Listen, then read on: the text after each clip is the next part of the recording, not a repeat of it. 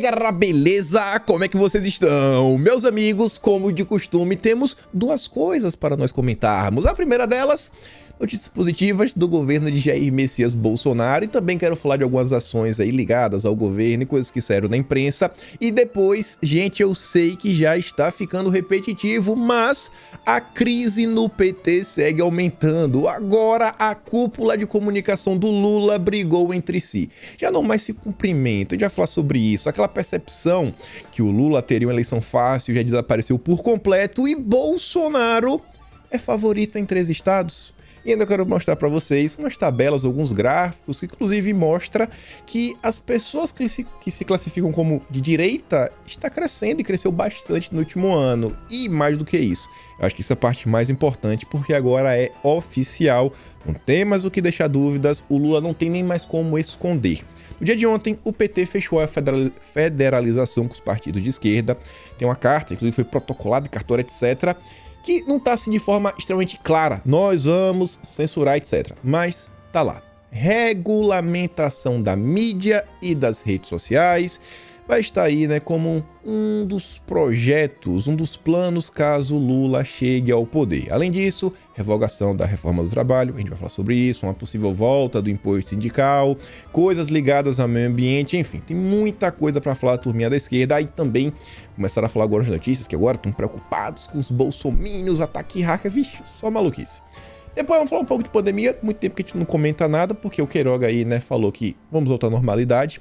Ontem Bolsonaro fez um discurso, falou algumas coisas ligadas a Cuba, e a imprensa acusa Bolsonaro de não ter provas, quando a própria imprensa parece que fecha os olhos pro que a própria imprensa publica. Vocês vão entender o que está acontecendo. Depois eu quero falar um pouco da direita e, por fim, espero que dê tempo de falar pelo menos só um pouquinho da terceira via, porque no dia de ontem a revista Cruzoé basicamente chegou ao fim. Demissões em massa.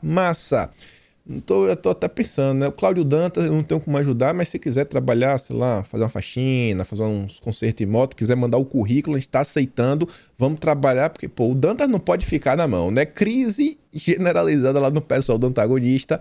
Também vamos falar um pouco sobre o senhor Sérgio Moro, que é senador, algumas coisas que aconteceu, falar um pouco do Dória, parece estar se resolvendo com o Bruno Araújo. A Simone Tebet falou que se não for para ser cabeça de chapa, vice lá não é de jeito nenhum. E o Eduardo Leite se encontrou com o Paulinho da Força e o Aécio Neves. Se bem que ele cortou o Aécio Neves da foto, a gente comenta até sobre isso, enfim, muita coisa, mas já vamos começar aqui. Uma notícia positiva no âmbito da economia, a próxima é para dar muita risada. Isso daqui falando, né, como a balança comercial do Brasil, ela vem registrando superávit atrás de superávit, e o Brasil News fez um pequeno resumo da terceira semana de abril. A balança comercial registra superávit de quase 2 bilhão de dólares. Terceira semana. Exportações somaram 6,7, quase 6,6 bi. E importações atingiram 4,65. Superávit acumulado em abril soma 5,4 e no ano atinge 17 bi. 17,3, vamos falar assim.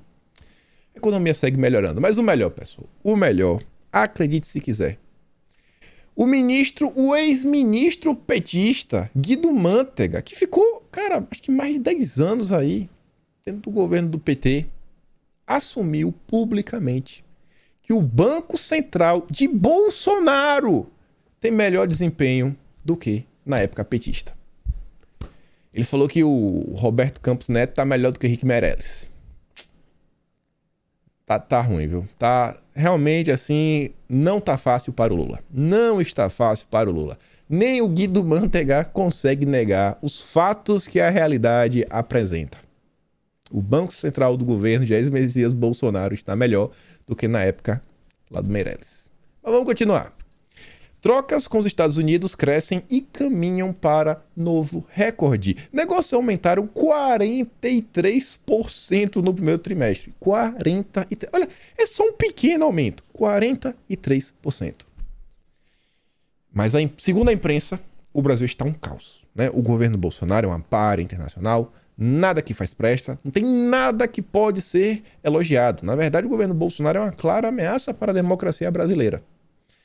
O Rafael Balboa é sarcástico, né? Péssimo. Isso aqui é péssimo. O Brasil vai de mal a pior. Varejo cresce 18% em março. Isso porque ainda tem o problema da inflação. Ele diz, né? Desconta a inflação. Descontada aí. 18%. E aqui um comparativo. A Argentina, o grande exemplo do jornalismo brasileiro durante todo o ano de 2020, o Fernandes, né? Nossa, que presidente bonzinho. Ele congela preços, ele faz isso, ele faz aquilo outro. Olha o resultado. Inflação acerola é quase. Inflação acelerada aproxima a Argentina da Venezuela. Em março, o índice argentino foi o maior dos últimos 20 anos. É desesperador olhar isso daqui. Espero que a população repense bem na próxima eleição. Eleger pessoas ligadas ao Foro de São Paulo realmente é a fórmula perfeita para destruir o país. A Elisa até pergunta, já culparam o Bolsonaro? Capaz, se é capaz de se pesquisar, vão falar que a culpa foi de Bolsonaro. Em algum momento, porque, sei lá, Bolsonaro não controlou a pandemia do Brasil e por causa disso se alastrou para a Argentina. A culpa sempre é de Bolsonaro. Exatamente aqui. A Folha deixa claro que a culpa é de Bolsonaro. Porque a Folha de São Paulo, ela faz uma matéria sobre o principal índice global de preços, o índice global do mundo, não é do Brasil, é o global, de alimentos das Nações Unidas, atingiu em março o maior nível em 61 anos. O índice global da ONU, não é o do Brasil. Série do FMI, a partir de 1900, aponta recorde em 100 anos. ONU, FMI, recorde a nível internacional. Qual é a foto que a Folha de São Paulo usa? Bolsocaro. Por quê? Porque a culpa é de Bolsonaro. Se as coisas estão ruins no planeta, a culpa é de Bolsonaro. É essa imprensa que critica o governo. A Elisa até diz, é muita desonestidade. O índice global de alimentos atingiu o maior nível e os desonestos fazem questão de colocar uma foto dessa para induzir o leitor que a culpa é de Bolsonaro. Sim, é isso. A mídia não esconde, eles estão tentando eleger o Lula a todo custo. Mas vamos continuar. Aqui é ali na direita, ali pequenininho, né? Mas é uma matéria do Valor do Grupo Globo, que eu tenho certeza que noticiaram isso com o coração apertado. Com ódio que o Brasil tá dando certo. Brasil continua a receber adubo russo, apesar da situação lá na Europa. Continua a receber adubo, continua a receber. A Elisa, ela traz a matéria aqui do dia 16 de fevereiro. Sabe, nem nada, nenhuma confusão. Bolsonaro foi à Rússia para garantir o suprimento de fertilizantes e manter o apoio do agronegócio. Foi isso que foi acontecer. E a Elisa responde o seguinte, ó, narrativa, Bolsonaro foi para a Rússia passear, ter contato aí com o pessoal que vai atacar os hackers, fake news, desestabilizar as eleições. Qual é a realidade? Mesmo com a situação na Europa, que afetou as exportações de fertilizantes para todo o planeta, o transporte de adubo para o Brasil continua firme e forte. O choro é livre. Falando em choro, quem tem boca fala o que quer, lá vai a UOL. A gente vai falar da UOL mais tarde. Era Bolsonaro ter o maior número de conflitos por terra desde 1985, diz o relatório. E quem que fez o relatório? A Elisa aqui traz a informação que é da CPT, Comissão Pastoral da Terra, que é uma entidade ligada à CNBB, que é ligada ao PT, é ligada à esquerda. Aí ela diz, na era Bolsonaro, foi registrada uma queda histórica nas invasões de terra. Política de incentivo, né? A você poder se defender, titulação de terra, assentados, né? Corte para as ONGs. A Elisa colocou aqui alguns números. Governo FHC, tivemos 2.442 invasões. Ela botou fazer mais que invasões. Lula, 1.968. Dilma, 969.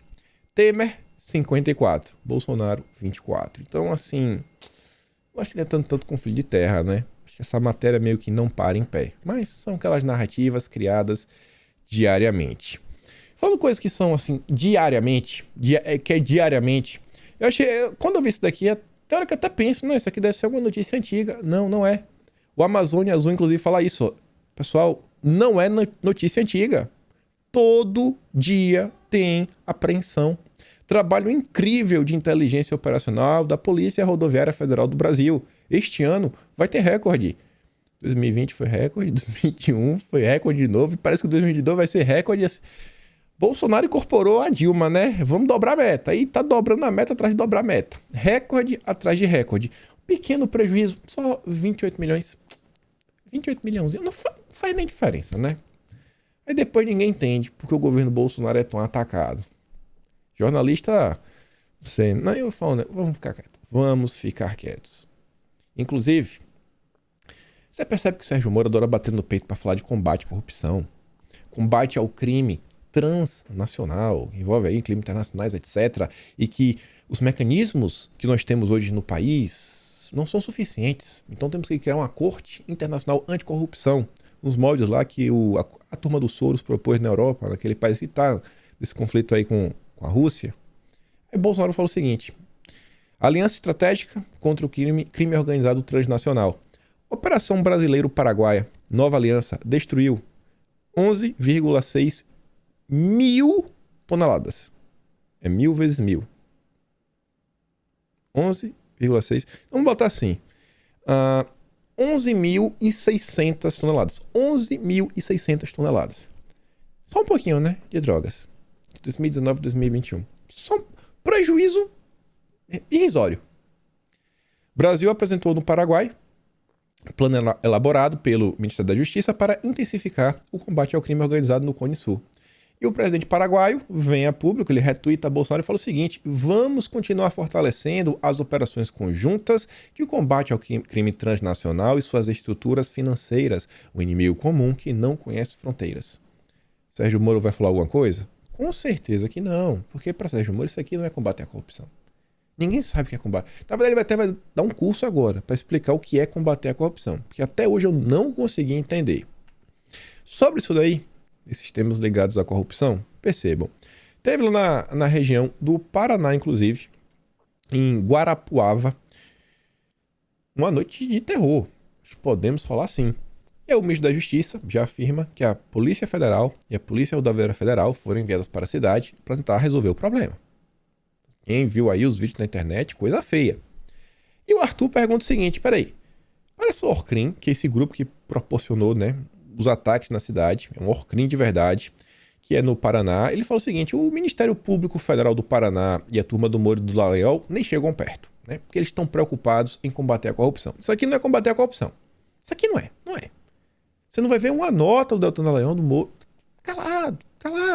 Isso aqui não é importante. Não é combater a corrupção. Outro grande exemplo. Moro estava tão preocupado em controlar o COAF. João de Deus movimentou 240 milhões de reais em 10 anos. E o Arthur pergunta: por que o COAF, o Ministério Público Federal, a turma do Moro não se preocuparam com isso? Por que será que essa operação não entrou no combate à corrupção? Você pode contar o porquê, Dallagnol? Não pode. Não vai contar. A gente sabe que não vai. Isso aqui não é combater a corrupção. E olha isso daqui. A gente vai falar um pouco do Ministério Público e relembrar uma coisa. Procuradoria indaga WhatsApp e se megagrupos podem estrear só em 2023. O Ministério Público Federal, em São Paulo, enviou um ofício WhatsApp indagando sobre a possibilidade de adiar até 2023 a estreia desse recurso de comunidades que possibilitará formar grupos com milhares de membros no aplicativo. Segundo o ofício, a nova funcionalidade pode representar um real retrocesso do movimento de contenção de comportamentos abusivos potencialmente ligados à desinformação. O aplicativo foi o principal veículo de desinformação política na eleição de 2018. Com base em quê?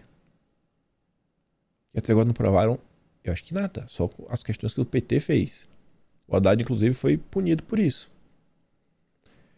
O que mais me deixa abismado é que, mais uma vez, o Ministério Público tenta ser o herói do Brasil. Mais uma vez. Eles têm a solução. Eles sabem onde está o problema. Quando alguns prefeitos, alguns governadores queriam reabrir as cidades, não ia lá o MP, não pode abrir. Um procurador, não vai. E minha grande pergunta é, será que nunca vai ter precisa de um freio, né? Quem sabe? Dá uma reorganizada aí nesse meio de campo.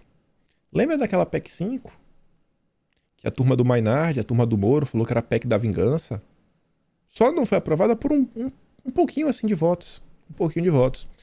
E pelo que eu tô escutando, assim, essa nova leva de procuradores está entrando para o serviço público nos últimos anos, acho que deve ser unânime que a maior parte das universidades de direito formam pessoas que acabam sendo de esquerda. Tá falando assim que o pessoal está muito mais preparado para não cometer os mesmos erros da turminha lá, né? Uma turminha bem famosa, de grandes heróis, fabricados pela imprensa e com sangue nos olhos. Então, assim, eu acho que é um tema que a partir de 2023 tem que voltar a ser debatido. 2022, esse ano, nenhuma grande PEC passa. Não tem clima, não tem clima. Ainda sobre o Ministério Público. Aquele caso que a gente comentou no vídeo de ontem, procuradora lá do Maranhão, ela fez o que a Adélio fez em um boneco do Bolsonaro. O Eduardo Bolsonaro fala o seguinte, neste momento, meus advogados preparam denúncia no Ministério Público e no Conselho Nacional do Ministério Público contra esta senhora. Será que ela vai ser punida? Será que esse conselho vai punir? Porque uma das coisas da PEC 5 era exatamente, né, visava sobre o Conselho Nacional do Ministério Público. Que o pessoal acha que a classe política achava que existia um certo corporativismo, que ninguém era punido. PEC 5 é da vingança, hein? Mainardi falou que ia acabar o combate à corrupção. Vai acabar o combate à corrupção. O que é combate à corrupção? É igual assim, não, temos que montar uma força-tarefa. Tá, vai começar quando? Vai terminar quando? Vai investigar o quê? Quem? Como é que vai ser esse processo? Pode explicar? Sempre são palavras vazias e bem genéricas. E chegando aqui o fim para a gente começar a falar do pessoal do PT, Carlos Bolsonaro processa o Porchat por danos morais após postagem no Twitter. O que foi que o Porchat falou? Vocês criticam as ações do presidente Bolsonaro, mas pensa, se você fosse miliciano corrupto, isolado no poder, tentando aparelhar o Estado para proteger seus filhos corruptos, sem apoio da população negacionista, você não faria o mesmo? Ele tem como provar qualquer coisa do que ele está falando? É um absurdo, é um absurdo. Assim, a gente sabe que isso é normal, que possivelmente não vai dar nada no final do dia. Mas é duro, viu? É duro de saber que isso se tornou o normal no Brasil. É duro, é duro. Mas parabéns, Carlos, aí pela iniciativa. Por mais que a gente saiba que não vai dar em nada, tem que ir, pra pelo menos expor mais uma vez o Ministério Público. Sair e ir pelos caminhos legais. Mas vamos continuar, né? Trazer algumas notícias positivas do desespero dos petistas. Vamos falar. Agregador de pesquisas. Distância entre Lula e Bolsonaro cai para 9 pontos. Eu não sei para quantos pontos cai. Eu não acredito nessas pesquisas. Agora, é saboroso, né? A gente vê essas notas. Fala assim, ó, Bolsonaro tá chegando, viu, Lula? Bolsonaro tá chegando, viu? Seu favoritismo desapareceu. O Vinícius até diz, né? Pensa que somos besta. Todo mundo besta. Todo mundo é besta. O Hélio Beltrão ontem trouxe esse gráfico, que é do Poder Data, bastante compartilhado nas redes sociais. E ele fala o seguinte, ó, mudança grande em apenas um ano. O que você acha que explica? Você vê que a grande mudança tá o seguinte, tinha pessoas que se definiam de centro, 25%, caiu para 17%, enquanto isso a direita sai de 24% para 33%. Enquanto o centro reduz 8 pontos percentuais, né, 8%, a direita cresce 9 pontos. Porque a esquerda saiu de 24 para 23. Convertemos pessoas. E quem não sabe o que é o verdadeiro isentão, continua com 27. Ali o de centro, né, é a turma do Moro. Esse aqui não é nem Lula nem Bolsonaro. O não sabe é o total isentão, né? O cara que não acompanha. Não, eu acho que tá mais pro afegão médio. O isentão que é o de centro. Eu não sei, eu realmente não tenho resposta pra isso. Mas se eu tivesse que apostar em algo, tias do Zap. Sempre puxar o saco, as tias do Zap. Porque eu acho assim, que o verdadeiro trabalho, o que é mais efetivo na hora de trazer votos, convencer pessoas, é o trabalho do um a um, sabe? Esse pequeno trabalho, uma pessoa que consulta a pessoa. Assim, normalmente, a pessoa vê de direita, aí no início ela começa a descobrir um monte de coisa, e tudo que ela começa a descobrir, ela quer contar porque ela se sente enganada. Eu acho que esse sentimento todos vocês já passaram. Aquele momento que vocês começam a falar, cara, isso aqui é comunismo, meu Deus, vocês começam a notar que a imprensa é só coisa de esquerda, as novelas da Globo. Você fala assim, é aquele estalo que dá em sua mente, você começa a ficar nervoso. Você quer contar pros seus amigos o que tá acontecendo. Aí vários falam, não, tu tá viajando. Só que nessa brincadeira você converte 2. Aí o que converte passa pelo mesmo estágio. E aí ele vai, converte mais 2. E aí desses 2, então assim, é 1 que converte 2, esses 2 vira 4, 4 vira 8, 8 vira 16 e vai aumentando. Se eu tivesse que apostar em algo, eu apostaria nesse processo. Continuando aqui. Estadão. Lula vence Bolsonaro na Bahia e em mais 14 estados. Então eu me atrapalhei. É Bahia e mais 14. Eu falei que o Bolsonaro é favorito em 13. Na verdade, então o Bolsonaro é favorito em 11 estados e o Distrito Federal? Aí pode escolher a notícia que dá, que o Lula vence em 15 e o Bolsonaro vence em 12. São 27 no Brasil, né? 26 e o Distrito Federal. Para quem era favorito, para quem venceu no primeiro turno com a mão nas costas, vida dura, viu? A era diz, 14 estados, por isso ele precisa das federações partidárias e não consegue sair às ruas. O que a mídia vê e o que realmente enxergamos. O que eu enxergo é a mesma coisa que o Rabin falou, mostrei para vocês no vídeo de ontem. Quando se vai no interior, o pessoal só quer, né, poder se defender, votar em Bolsonaro, não tá nem aí pra nada, quer viver sua vida e tá desesperado. E continuando aqui, saiu na Veja, mais uma vez, crise no PT, acho que só faz aumentar, sem nunca ter tido fundamento. Olha só, peraí, sem nunca ter tido fundamento. É quase uma piada ter que ler isso da Veja. Que jurava de pé junto, Matheus Leitão, Fernando Leitão, né? Adorava falar isso. É lá no primeiro turno. Bolsonaro não vai de jeito nenhum. De jeito nenhum. Mas agora já não tem mais fundamento. Olha como o discurso está mudando. Ilusão da eleição fácil de Lula acabou. Todo mundo falando que Bolsonaro não tinha nenhuma chance. Todo mundo. Todo mundo. Eu lembro que uma vez teve uma matéria que comentou em vídeo, que era do Guilherme Amado, que ele falava o seguinte: diferente dos meus colegas, eu não acho que Bolsonaro está morto.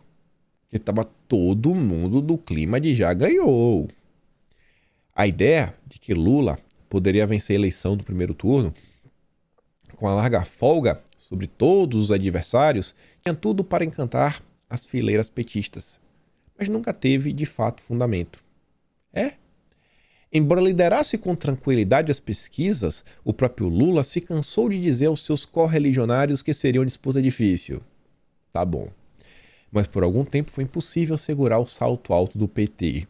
Nos últimos dias, o tom na campanha de Lula mudou radicalmente. Vai ser uma eleição difícil, muito difícil. Acho que ninguém mais se arrisca a pensar diferente, disse um líder petista. Segundo ele, a retomada de Bolsonaro nas pesquisas preocupa, e preocupa muito. Tá com medo, PT? Lula tá com medo, Lula tá com medo.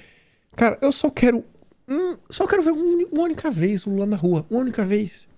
Pra ver se ele vai ser ovacionado. Só um vídeo. Pessoal, vocês já pensaram? O primeiro vídeo do Lula na rua, que possivelmente ele vai ser vaiado. Acabou. Vai ser desespero em toda a imprensa, o Fantástico. Falou assim, cara, vamos usar essa 1 hora de programa pra destruir Bolsonaro. Temos que criar uma cortina de fumaça. Minha aposta, acho que o Lula não pisa na rua. Em nenhuma hipótese. Até o segundo turno. Vai se esconder, vai ficar inventando história, com medo do ataque de bolsominions, sofrer um atentado. Só maluquice. Aí, olha isso daqui. Olha isso daqui. A imprensa esqueceu de combinar. A imprensa não combinou. O Estadão não combinou com a Veja. Vocês vão entender o porquê. Bolsonaro monopoliza a atenção nas redes ao provocar artistas e rivais. Bolsonaro está monopolizando as redes sociais. É tudo dele. É tudo dele. Vamos só ver aqui a manchete da Veja. Tremor nas redes bolsonaristas. Depois de queda na audiência, Bolsonaro investe contra artistas para gerar engajamento. Tremor? Ué? Tremor? Mas o Estado não fala que é monopólio. É monopólio. Tem que se decidir. Ou tá ruim, ou tá em queda, tá buscando engajamento, ou tá monopolizando. Os dois não dá. Os dois não dá. Eu sei que o Truman, ele é um cara triste. Se eu não me engano, até o Truman já compôs, né, alguma coisa no PT no passado, né, Truman? Deve ser coincidência.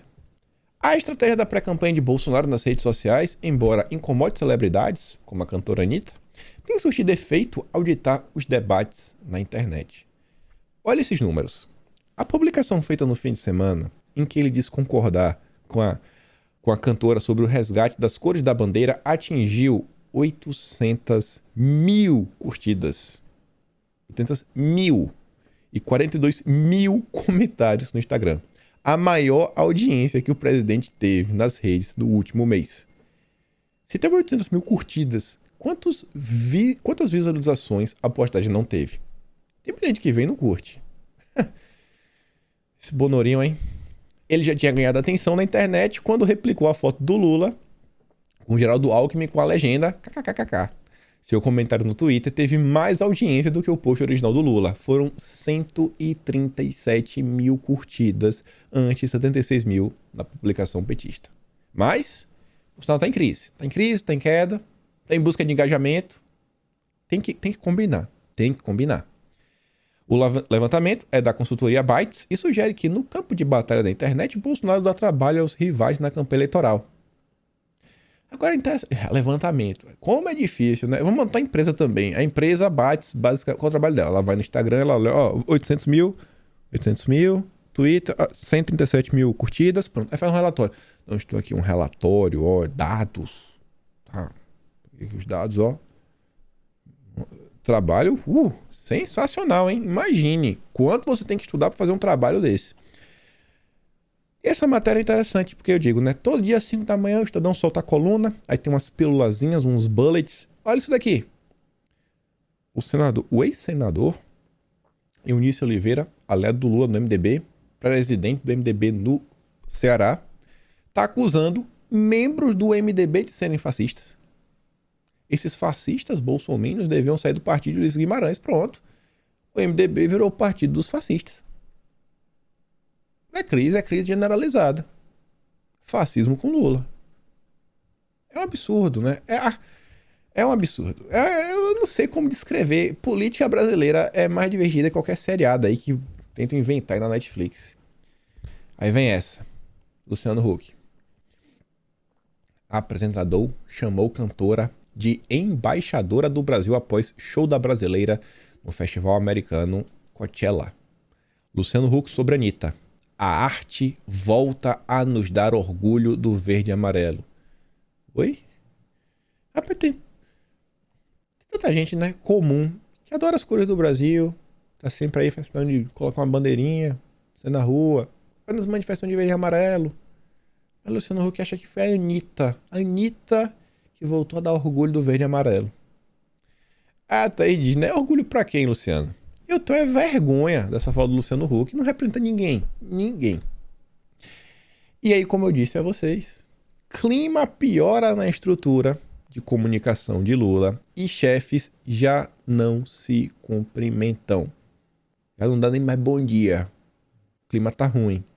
A motivação disso, os vídeos de campanha do Lula, o Lula derretendo nas pesquisas, crescimento de Bolsonaro, não tá tendo apelo entre determinadas classes, não tá conseguindo trazer os jovens pro debate, que eles tinham tanta esperança. O clima entre o Franklin Martins, que é ex-ministro, inclusive é o cara aí da regulamentação, censura do bem, coordenador de redes sociais na pré-campanha de Lula, e o secretário de comunicação do partido Gilmar Tatu desandou de vez. Os dois pararam até de se cumprimentar quando obrigados a se encontrar. Melhor aceitar que vai dar Bolsonaro, né? Mantenha a amizade entre vocês. Fica feliz, pô. Bolsonaro vem aí, vai dar tudo certo. E olha só.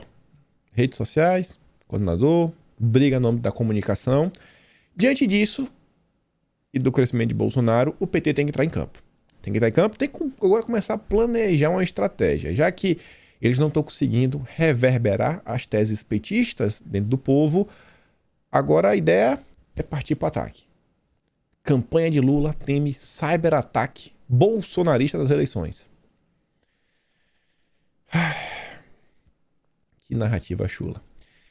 Não é só a propagação de fake news durante a campanha deste ano que preocupa o PT e o entorno do ex-presidente Lula. Auxiliares do petista dizem que um dos maiores temores deles hoje seria uma tentativa de cyberataque ao sistema eleitoral. É sério que eles acham que isso tem alguma chance de acontecer? Não era também tudo tão seguro. A preocupação de integrantes da campanha de Lula é que os bolsonaristas patrocinem ataques hackers ao Tribunal Eleitoral para tentar tumultuar e descredibilizar a eleição. Aí você vê, né? O que está acontecendo? Eles começam a dar essa notícia Que se acontecer qualquer coisa, ele vai falar, ó, eu avisei que era bolsominion. Aí depois descobre que não era. Mas aí já é tarde demais. Nos bastidores, auxiliares do ex-presidente citam entrevista dada em fevereiro por um ministro aí, na qual diz que a justiça eleitoral pode estar sob ataque e cita a Rússia, bem quando o Bolsonaro estava viajando lá no país, que não tem legislação adequada de controle. Pronto, já está aí doido para avançar com as regulações. PL 2630. PT. O que esperar do PT? É narrativa atrás de narrativa. E não para por aí. Olha essa sequência de matérias do Metrópolis. Uma vergonha o Igor Gadelha se prestar o trabalho e soltar uma nota como essa. Mas não para aí. Aí vem o Eduardo Giroto. Eu acho que ele escreveu o próprio nome errado. Deixa eu ver. Não, é Eduardo mesmo, viu? Eduardo. Nome novo, chega que é Eduardo. Ele escreve na conta do Guilherme Amado. PT teme que alta abstenção beneficie Bolsonaro na eleição. Pronto. Agora tudo é benefício, agora é ataque. Não para, nas narrativas. O raciocínio parte da premissa de que a base de apoio bolsonarista mostrará fidelidade ao presidente e comparecerá em peso à eleição. Lula também conta com um séquito fiel de eleitores, mas sua vitória na eleição pode depender do sucesso entre os indecisos e os que toparão apoiar qualquer candidato contra Bolsonaro. Grava isso. Olha a estratégia do PT. O PT depende de criar um cenário de que vale tudo para tirar Bolsonaro do poder, até eleger o Lula. Grava isso. O PT quer compensar eventuais perdas com os votos facultativos dos jovens com menos de 18 anos, mas aliados de Lula afirmam que o partido perdeu tempo a não antecipar nem coordenar uma campanha nas redes sociais. Cara, Bolsonaro não tem campanha na rede social. O pessoal não entende isso. Não é assim, eu vou fazer... Não, gente, não existe isso. As pessoas não entendem até hoje. Estamos em 2022 e ainda acham que é tudo coordenado. Por isso que perde. Por isso que perde e vai perder de novo. Se Deus quiser, né? Falando aqui como torcedor. Mas junto aquilo ali. Vale tudo para destruir Bolsonaro. De olho no eleitorado jovem, Lula falará menos sobre o legado do PT. É porque se o Lula começar a falar do Mensalão, do Petrolão, do Celso Daniel, do Foro de São Paulo e de várias outras coisas, eu acho que não cai bem.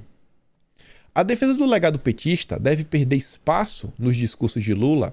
Dirigentes do partido disseram que o ex-presidente que está na hora de investir em narrativas que explorem a esperança e a reconstrução do país no pós-Bolsonaro. Ou seja, se Bolsonaro sair, vai ficar melhor. Por mais que tenha problemas, mensalão, todos os escândalos de corrupção, vai ter esperança, vai ter reconstrução. Que é o que ele está falando, ó. Apoiar qualquer candidato contra Bolsonaro. É o pós-Bolsonaro. Pós-Bolsonaro vai ser melhor. Essa vai ser a narrativa. Qualquer um é melhor que Bolsonaro, até o Lula. E isso daqui é a coisa mais séria de todas, que agora é oficial, não tem mais o que falar, mais o que se discutir, está oficializado e protocolado. O PT fechou uma federação, ó. Federação com PT propõe revogar a reforma trabalhista e avança em falas de Lula. Eu achava que a Folha de São Paulo deveria falar sobre a regulamentação das mídias e das redes sociais. Acho que esse deveria ser a melhor manchete. Programa dos partidos também defende revogação do teto de gastos e enquadramento das Big Techs. Já tá aqui, né? Enquadramento de Big... Botou no subtítulo. Também nesta segunda, a PSOL aprovou federação com a rede. Isso daqui tudo em cartório, bonitinho. Oficial. A federação partidária, que reunirá PT, PCdoB e PV, incluiu a defesa da revogação da reforma trabalhista e do teto de gastos em sua carta-programa. O Lula fala que esquece o negócio de limite. Vai gastar o que tiver que gastar para o Brasil voltar a crescer. É a fórmula perfeita para uma crise econômica. Mas olha só.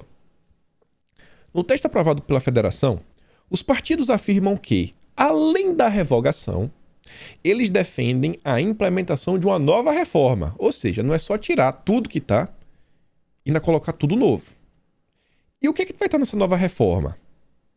Eu acho que não é só a volta do imposto indicador, acho que é muito pior. feita a partir da negociação tripartite que proteja os trabalhadores, recompenha direitos e, olha o que eu grifei, fortaleça a negociação coletiva e a representação sindical. Quer voltar a dar poder para os sindicatos, para falar em nome do peão. Quem vai negociar vai ser o sindicato. Negociação coletiva, é o sindicato. É o sindicato que fecha, não é você. Esquece isso daí.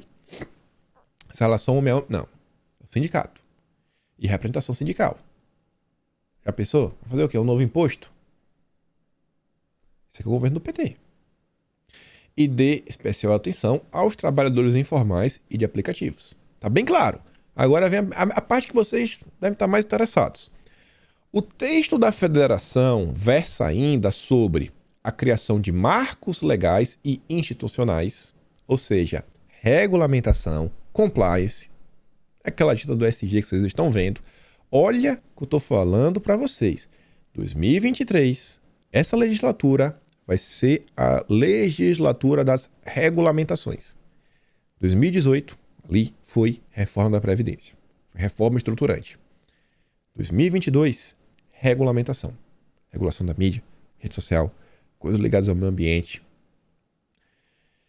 E esses marcos, esse compliance, que enfrentem os grandes monopólios das plataformas digitais privadas internacionais, que, segundo os partidos, têm sido utilizados pelos setores mais retrógrados para promover o negacionismo, desinformação, ódio, interferindo em processos políticos democráticos no Brasil e do mundo.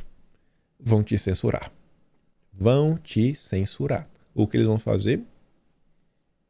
Aliados de Lula temem a mobilização da base bolsonarista via redes sociais e o disparo de fake news, daí a defesa de maior controles de Big Techs. Para não restar nenhuma dúvida, tá no plano da federação, do PT, PV, PCdoB. Não tem mais o que questionar. O Lula falou no passado 9 vezes sobre regulamentar mídias e redes sociais e agora está oficializado. Não tem mais questionamento. Ninguém vai poder falar que foi enganado. Tá aí. Folha de São Paulo. É só olhar também a carta lá que foi registrada em cartório. Mas vamos continuar. Se eleito, Lula terá critério verde para repassar verbas a prefeitos. O Axel Jorge já está ligado. Com a vitória da esquerda, ou extremo centro, o SG vem com tudo. Não tem problema o ESG. O ESG é um movimento que luta por mais regras. Regras e mais regras. Regras e mais regras. Que a gente vai chegar a um estado utópico, né, que tudo vai ser lindo, maravilhoso, através de regras. Vamos criar mais regras e regras e regras.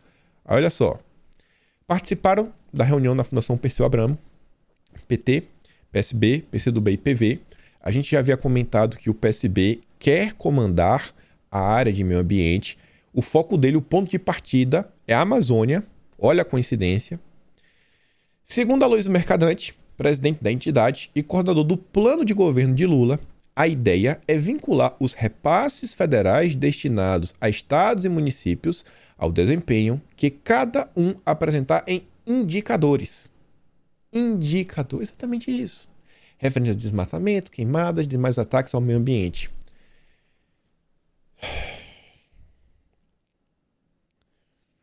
Cara, isso aqui é tão aberto. Isso aqui é tão aberto. O ex-ministro comparou o funcionamento do futuro programa ao atual IDEB, Indicador Nacional que monitora a qualidade da educação no país, que já é um caos e não funciona direito. Vocês acham que... Como é que esses indicadores vão funcionar? Quem é que vai criar esses indicadores? Quem é que vai fiscalizar esses indicadores? Será que esses indicadores aqui, eles vão prejudicar o pequeno proprietário rural, agricultura familiar? Ou será que esses indicadores já estão colocando medo em grandes proprietários, como os irmãos Batista, né? JBS, esse Agrotech, que tem muito dinheiro para investir? Quem será? Quem será? Meu amigo, isso aqui vai ser um caos. De forma semelhante, o governo federal criará instrumentos de bonificação e apoio a prefeitos que cumpram metas de proteção ao meio ambiente. O que é proteger o meio ambiente? Pode explicar o que é proteger o meio ambiente? É sempre coisa genérica. É tipo combater a corrupção. Quanto melhor o resultado, mais valor político e melhora no fundo de recursos. O ex-presidente Lula também voltou a defender o revogaço de decretos do governo Jair Bolsonaro em relação, sobretudo, à proteção de territórios indígenas e ouviu de especialistas a necessidade de investir na proteção e no desenvolvimento da economia baseada na biodiversidade. Aí pensa o seguinte, o pessoal da esquerda chama defensivo agrícola de agrotóxico. Você usa o defensivo. Será que vai ser um indicador que vai te jogar para baixo que você usa? Quantos daqui vão impactar? Vai impactar quem? Não, essa cepa aqui, não é cepa não. Essa semente aqui que você está utilizando é uma semente que, bom, não é assim. O Lula tem um amigo aí, um cara que manda muito no agro chamado Blairo Mesh. Também é ligado a essa questão de semente. Aí essa semente aí que você tem aí não tem uma alta produtividade. Se não tem alta produtividade, significa que a gente vai ter muita energia empregada para uma pequena produção, e aí com isso, né, a gente vai ter uma grande emissão de carbono, o indicador vai lá para baixo. Eu consigo ver tanta maldade nesses indicadores. Na minha cabeça é que é melhor nem falar, que é para depois não parecer que eu sou maluco. Mas vamos continuar. Vamos mudar de assunto, que já deu PT. Vamos falar algumas coisas ligadas à saúde. Bastou o Queiroga falar que o Brasil vai voltar à normalidade, que a imprensa já chamou os especialistas. E, obviamente, eles são contrários. O que pensam especialistas sobre o fim da emergência pública do Queiroga? Mudança definida por Bolsonaro como o fim da pandemia pode dificultar a adoção de novas medidas caso a situação piore, pontuam os especialistas. A Renatinha fala o seguinte: a mídia e seus financiadores, pessoal do consórcio Nordeste e certos governadores, estão em franco desespero com o fim da emergência pública de saúde. Agora não poderá haver compras sem licitação e demais facilidades que acabam por, às vezes, facilitar que o dinheiro público seja desviado. O embate será pesado. Quero até falar da Renatinha logo menos, da pessoa dela. Sim, Renata, quero falar de você. Problemas. Mas olha só. Olha quem reapareceu. Mandetta. Mandetta disse que decretar o fim é uma loteria. Por risco de novas cepas. Tá de brincadeira esse cara, né? A Elisa diz, pronto. Dono do protocolo do Fica em Casa. Até não tá conseguindo direito, né? Acha que tem alguma moral e credibilidade para falar do assunto. Esse sujeito deve estar fechado em casa até hoje, bicho. Quando é que vai vir o pico do Mandetta? Enquanto isso, os americanos não vão exigir máscaras em voos, trens, metrô e ônibus. Ontem o Leandro Roxo, ele até compartilhou um vídeo da Delta Airlines, o pessoal tira assim, o comandante fala, galera, agora não precisa mais. A Justiça Federal decidiu que o órgão de controle extrapolava sua autoridade ao exigir. A Administração de Segurança e Transportes afirmou horas mais tarde que não iria policiar as pessoas para que usem. Usa quem quer. Um pouco de liberdade. E aí, Bolsonaro, ele fez um pronunciamento ontem falando como o governo está investindo aí para melhorar o programa de fornecimento de médicos para a população. E ele começa a falar das coisas ligadas ao mais médicos do PT, algumas coisas que aconteciam, como é que era a divisão do pagamento, né, que ia 80% para Cuba, ficava 20% com os médicos, etc. E aí a Renata fala o seguinte, na Renata não, o Bolsonaro falou. Bolsonaro disse que o Fidel foi para um lugar bem quente em 2016. A zoeira nunca acaba, né? Ele ele nem viu, né? Foi para um lugar bem quente em 2016. Não vou dar play no vídeo, esse vídeo tá rolando nas redes sociais. Mas olha só isso daqui. Mais médicos. A UOL. E Leonardo Coutinho, ele voltou ontem, tava com saudade dele. Faz umas threads muito boas, né? Jornalista investigativo de verdade. Esse é sensacional. Não concordo 100% com o que ele diz todo o tempo, mas quando ele se dá o trabalho de investigar algumas coisas, principalmente ligadas à esquerda latino-americana, na Folha de São Paulo e falar dos comunas, ele é um cara que realmente tem um domínio ímpar. Aí ele traz aqui esse recorte do UOL, que é da fala de Bolsonaro. Entre outras coisas, aqui é a fala de Bolsonaro. 80% do salário ia diretamente para o Fidel Castro O pessoal ficava com aproximadamente 20% aqui no Brasil, disse o chefe do executivo sem apresentar provas. Nem a CNN falou isso daqui. A CNN só falou, não, Bolsonaro falou isso aqui. Só o UOL, né? Arrogância. Sem apresentar provas. Eu fui atrás da matéria para saber que era jornalista, redação. Ninguém teve coragem de assinar a matéria. Aí o Coutinho fala o seguinte: diz que faz jornalismo sem apresentar provas. Aí o Coutinho fala o seguinte: uma busca no próprio site do UOL poderia ter solucionado o mistério. Que estão acusando o Bolsonaro de não ter provas. Olha aqui.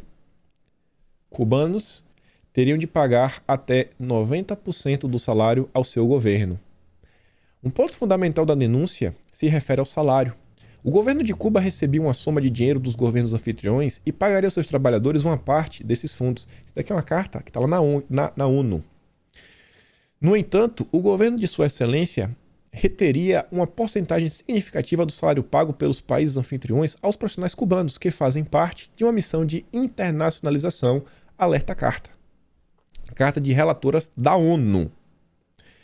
Abre aspas, em países onde o governo anfitrião paga diretamente ao trabalhador cubano, o trabalhador deve devolver ao governo cubano uma porcentagem do seu salário que aumentaria para 75% ou até 90% do seu salário mensal.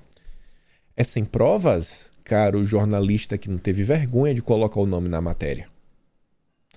Coutinho trouxe aqui da Folha de São Paulo.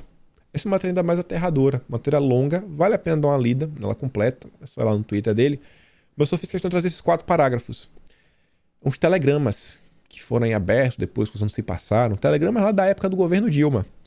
Os telegramas mostram, por exemplo, que esse programa, Os Mais Médicos, foi proposto por Cuba. Foi ideia do governo cubano. Me ajuda, PT, me ajuda. E já era negociado um ano antes de então a Dilma apresentá-lo como resposta às ruas em 2013.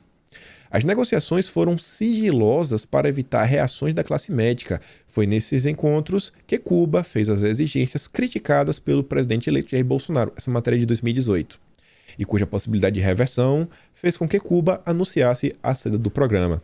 Para não precisar do aval do Congresso, olha o que o PT fez.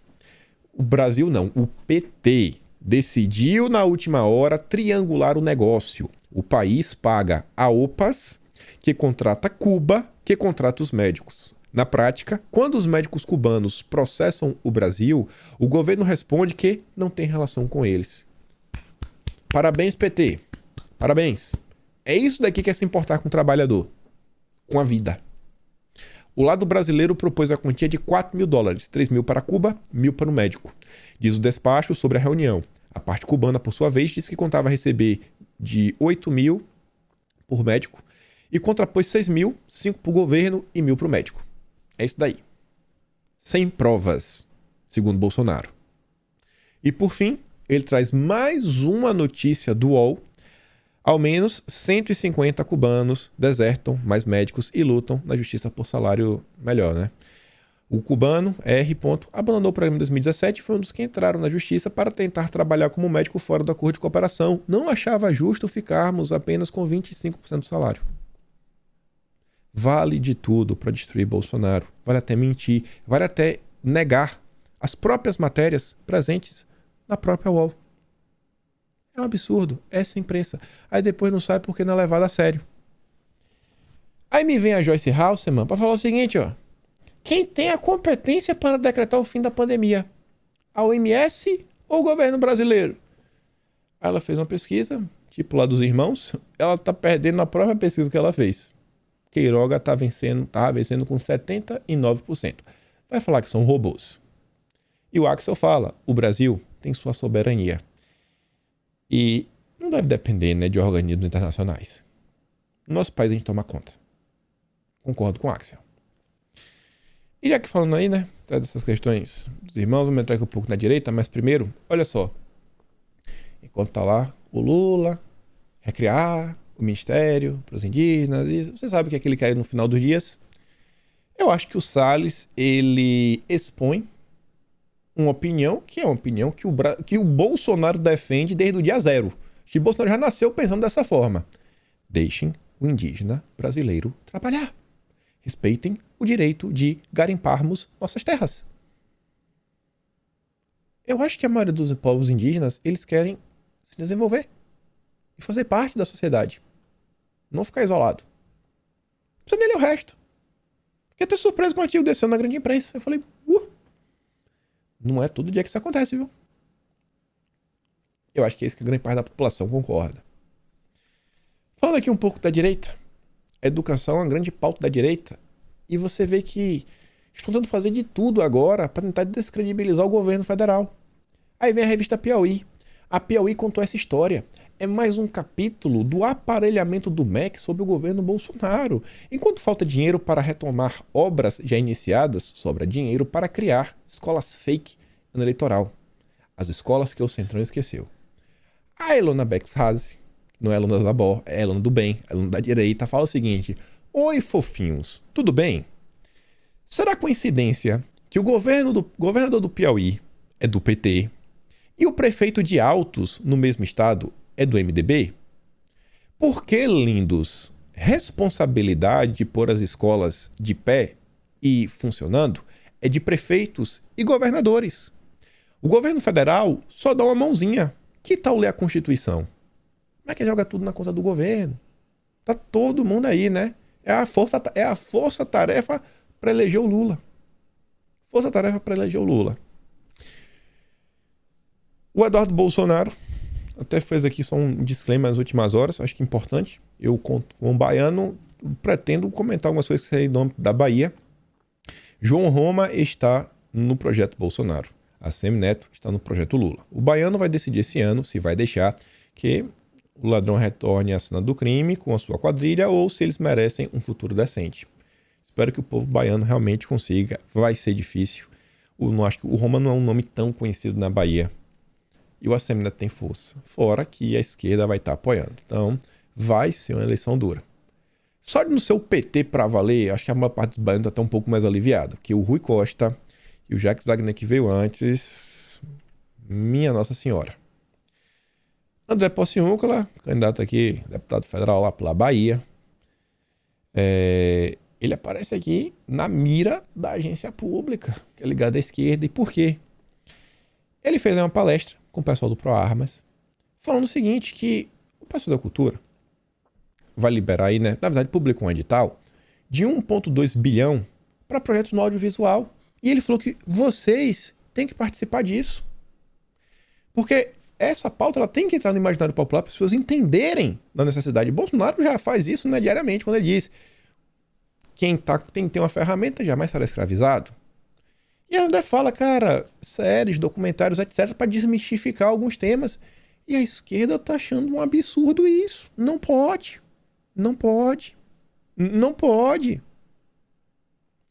Se tem uma coisa que eu acho que é uma experiência cultural, que se a pessoa chega ao fim e fala, cara, eu preciso ter um para me defender, é um jogo chamado Red Dead Redemption 2. Ele se passa na época do famoso Velho Oeste. Que você começa a jogar, eu começava a me fazer essas reflexões, falar, rapaz, não tem telefone, não tem nada. Daqui que a polícia vem aqui, eu já perdi, foi tudo. E na vida real, assim, em grandes partes, né, você não tem que falar, ô irmão, para aí um pouquinho, deixa a polícia chegar, espera a polícia chegar, por favor, não me rouba agora não. Mas enfim. E falar sobre algumas coisas que envolvem também a direita, né? Eu acho que agora não resta nenhuma dúvida, para quem ainda tinha assim, quem guardava talvez um resquício de esperança, o Bolso Roosevelt fala o seguinte, ó, pelo menos já não escondem mais, né, atrás de curtidas sem querer. Hoje ou é Lula ou continua piorando. Esse sujeito, né, tá muito difícil de ser defendido. Um rapaz chamado Santana Endrigo pergunta o seguinte, qual real motivo dessa sua implicância com o governo federal? É pessoal? E o ex-ministro responde o seguinte, sim, é 100% pessoal, estão destruindo o país.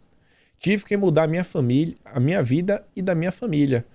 Mas isso foi por culpa de Bolsonaro? Foi culpa do governo federal que isso aconteceu?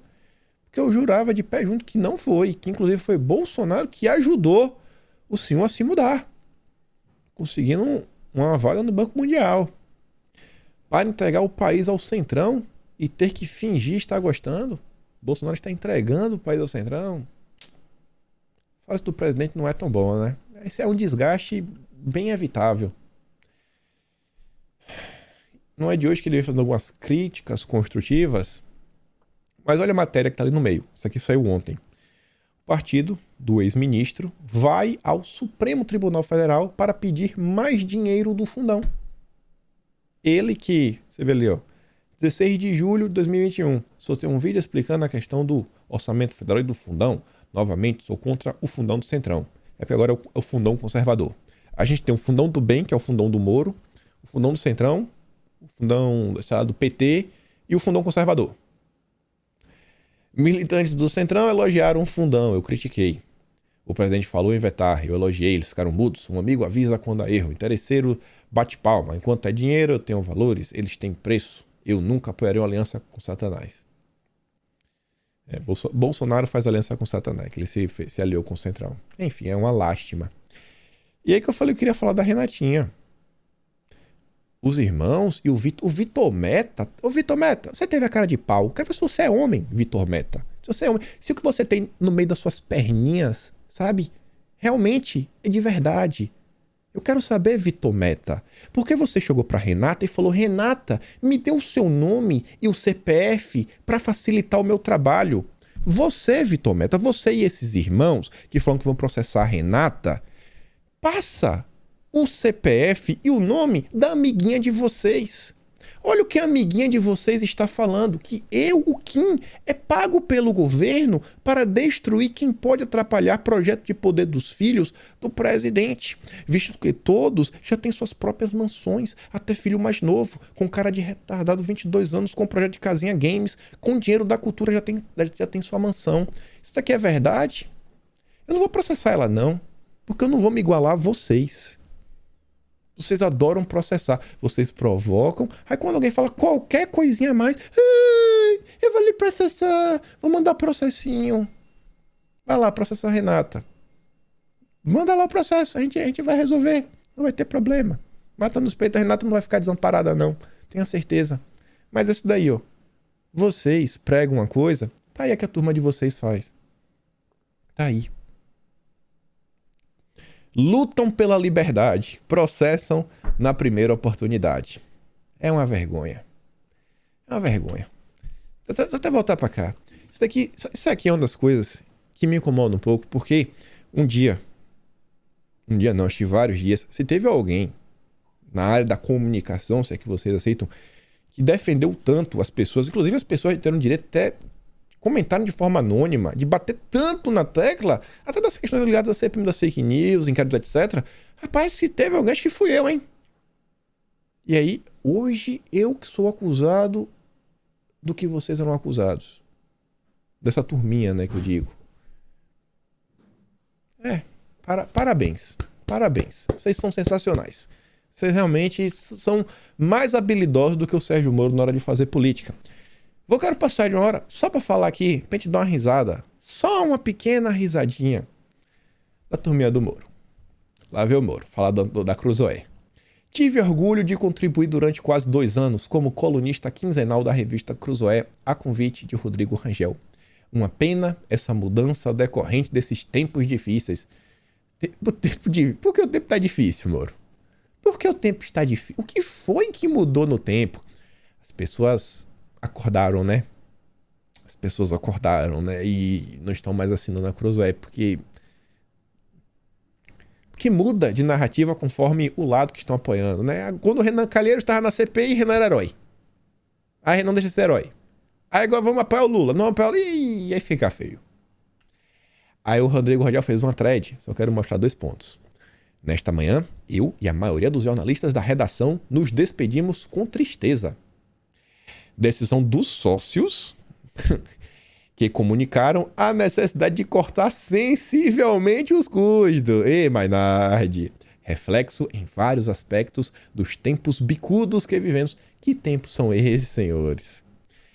Pessoal, um esclarecimento. A Cruzoé segue existindo, só que sai ele e 6 integrantes da equipe. Mas a revista continua viva. Assim, morreu, mas passa bem. Morreu, mas passa bem. Agora é a Cruzoé. Até o João Willis teve que tirar onda. Demissão em massa na revista Cruzoé é justiça poética. E aqui temos só o Sérgio Moro em alguns momentos. Sérgio Moro é o Salim. Salim é Midas de trás pra frente, né? Deixa eu ver. Midas. Sadim. Midas. Sadim. O Moro é o Sadim. Espera que eu não estou falando certo. O Midas tem um toque, né? Que tudo que... É isso mesmo, Sadim. O que o Midas toca vira ouro. O que o Moro toca parece que destrói. Kataguiri. Arthur. Sérgio Moro estreia como colante na Cruzoé. Cruzoé não vai bem, né? É o Sadim. O toque... A única coisa, acho que o Moro não conseguiu destruir foi o governo Bolsonaro. E olha que tentou, viu? E aqui temos algumas perguntas pra gente encerrar o vídeo. Renatinho, 2 perguntas muito agressivas. Muito agressivas. Mainardi queria acessar o fundão do Podemos ou do União Brasil para salvar a Cruzoé? Só uma pergunta. O Renato que fez, viu? O Renato pergunta de novo. O Mainardi está em crise financeira? Por isso que o fundão do União Brasil, do União, era necessário? Será que ele já gastou os 8 e colocou um emoji de um milho? Eu não entendi esse emoji do milho. E o Eduardo Matos de Alencar fala o seguinte: o problema da Cruzoé barra antagonista, interrogação, para mim foi virando muito na cara um instrumento de poder do Mainardi e companhia. A linha editorial variava conforme as alianças fugazes com este ou aquele grupo político. A diferença para outros veículos é quase de sutileza, mas contou muito. Enfim, né? O sonho acabou. Tem mais coisa pra falar terceira vez? A gente fala amanhã. O importante mesmo, né? É o Lula, que é o adversário. A terceira via tá aí só pra atrapalhar Bolsonaro e tentar fazer alguma coligação com o Lula no segundo turno. Só tá pela confusão. Fico por aqui. Lembra daquela curtida, daquela compartilhada. Se for meu trabalho, posta na meme do canal, me apoia pelo Patreon. E me segue nas minhas redes. Segue lá no Telegram, segue lá no Twitter. E sem sombra de dúvidas, nos vemos amanhã. Fui, meus amigos.